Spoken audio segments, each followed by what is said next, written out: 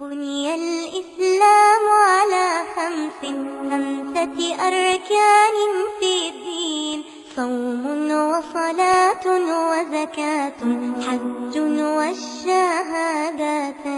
شهادة أن لا إله إلا الله وأن محمدا رسول الله، إقامة الصلاة، إيتاء الزكاة، وصوم رمضان وحج البيت من استطاع إليه سبيلا.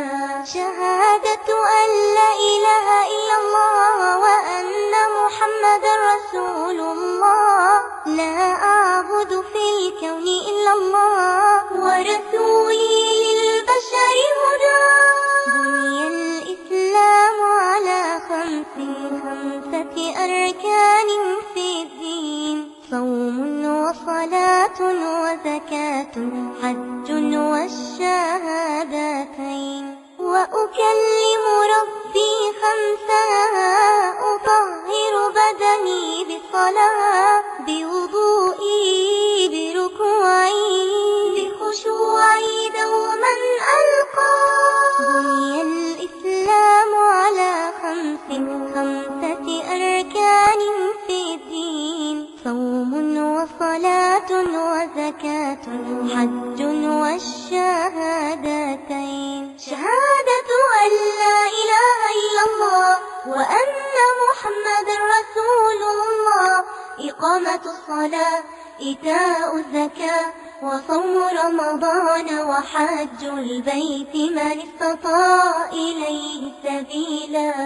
وأنمي مالي بزكاتي، أطهره برضا الله، للفقراء المساكين أعطيهم حقا لله.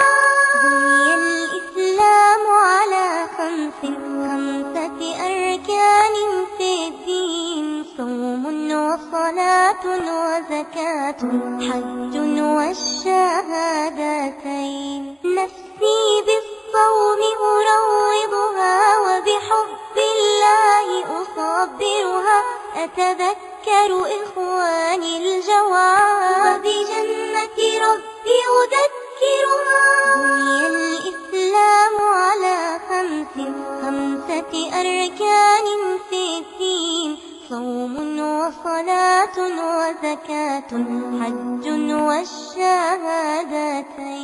والحج وقوف وطواف، حشر أصغر في الدنيا، لغني وفقير لا فرق يكون أمام الله. بني الإسلام على خمسة أركان في الدين: صوم وصلاة وزكاة حج والشهادتين.